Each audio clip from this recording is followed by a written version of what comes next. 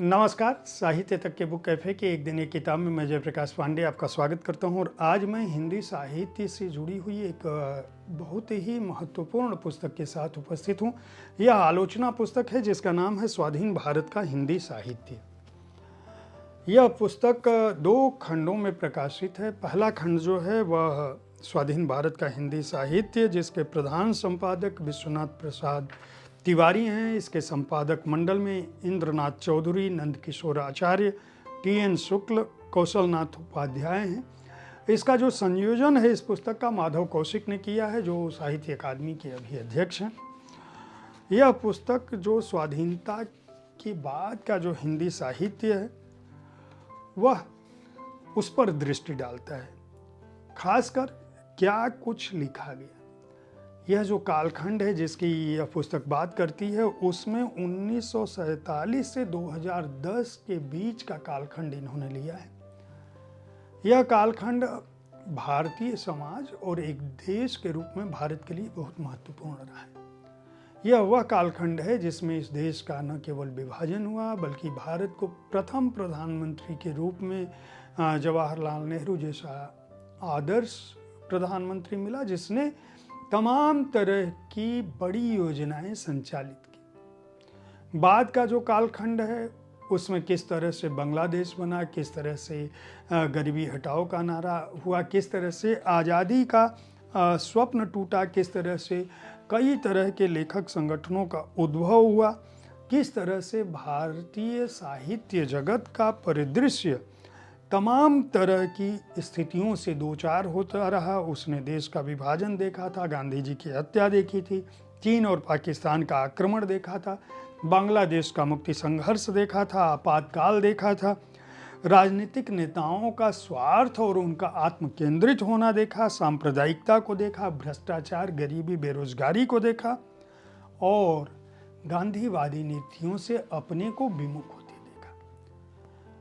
मूल तौर पर यह इसके अलावा किस तरह से हमारे यहाँ यौन उन्मुक्तता की बात हुई, हमारी कहानियों में, हमारे उपन्यासों में किस तरह से विषय वस्तु बदलती गई, किस तरह से अलग अलग क्षेत्र में, अलग अलग दशकों में अलग अलग रचनाकारों ने भारतीय हिंदी साहित्य का जो वर्तमान स्वरूप है उसको गढ़ा।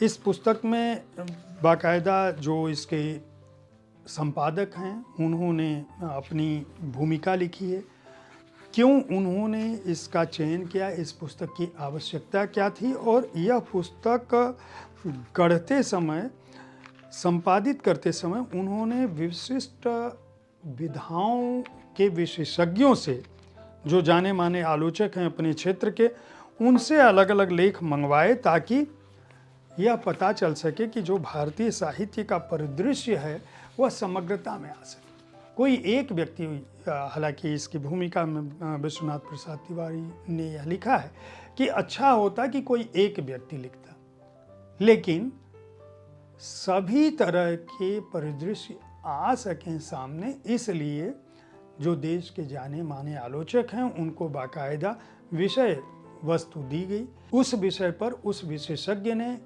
लेख लिखे हैं। इनकी अपनी सीमाएं हो सकती हैं, लेकिन जो कुछ जिन लोगों के लेख शामिल हैं इस आलोचना पुस्तक में, मैं उनकी चर्चा कर दूं।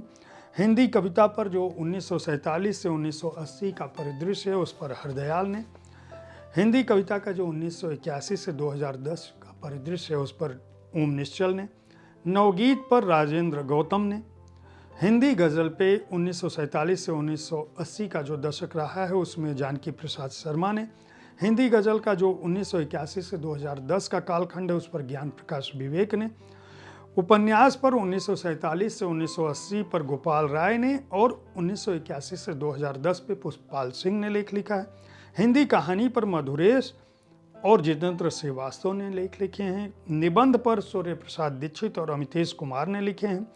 नाटक पर केवल एक खंड है, ये दो खंडों में विभाजित नहीं हुआ। 1981 से 47 से 80 पर अमितेश कुमार और 81 से 2010 पर जयदेव तनेजा ने अपनी बात लिखी है। इसके अतिरिक्त हिंदी आलोचना का जो कालखंड है उस पर भगवान सिंह ने 1947 से 80 पर और कृष्णदत्त पालीवाल ने 1981 से 2010 तक लिखी है। अगर आप भारतीय साहित्य की इन विधाओं में, यानी कि आलोचना के क्षेत्र में क्या कुछ हुआ, कहानी के क्षेत्र में क्या कुछ हुआ, गज़ल के क्षेत्र में क्या कुछ हुआ, निबंध के क्षेत्र में क्या कुछ हुआ, उपन्यास ने किस तरह से अपना स्वरूप बदला, नाटक और आलोचना के क्षेत्र में कौन से लोग आए, कौन से आलोचक थे जिन्होंने गढ़ा, तो इस पुस्तक को खरीद कर पढ़ सकते हैं। यह चूँकि एक तरह का साहित्य इतिहास है, मतलब एक तरह का इतिहास है, केवल आलोचना नहीं है। कोशिश की गई है कि सभी लेखकों की कृतियों का जिक्र हो जिन्होंने हमारे समाज को गढ़ा। हो सकता है कुछ कमियां हो, लेकिन फिर भी साहित्य अकादमी द्वारा प्रकाशित यह पुस्तक अत्यंत महत्वपूर्ण है। 678 पृष्ठ हैं पहले खंड में और मूल्य है 650 रुपये। यह पुस्तक हिंदी साहित्य के शोधार्थियों के लिए, जिज्ञासुओं के लिए और उनके लिए जो भारतीय हिंदी साहित्य के इतिहास में रुचि रखते हैं, उनके लिए महत्वपूर्ण कृति हो सकती है। यह एक ऐसी पुस्तक है जिसको हिंदी में अगर रुचि है आपकी, आप शिक्षक हैं, प्राध्यापक हैं, पत्रकार हैं, तो आप इस पुस्तक को खरीद कर रख सकते हैं। आपके ग्रंथालय में होनी चाहिए। उम्मीद है साहित्य तक का यह एपिसोड आपको पसंद आया होगा। इस कार्यक्रम में आप किस तरह की पुस्तकों की चर्चा चाहते हैं, इसके बारे में अपनी राय से हमें ज़रूर अवगत करें। हमारी कोशिश होती है कि विविध विधाओं की पुस्तकों के साथ आपके पास मैं हर दिन पहुँचूँ, ताकि आपको अपनी पसंद की पुस्तक चुनने में आसानी हो। कल ठीक इसी समय ऐसी ही किसी एक कृति के साथ फिर मिलूँगा। देखते रहिए साहित्य तक। धन्यवाद।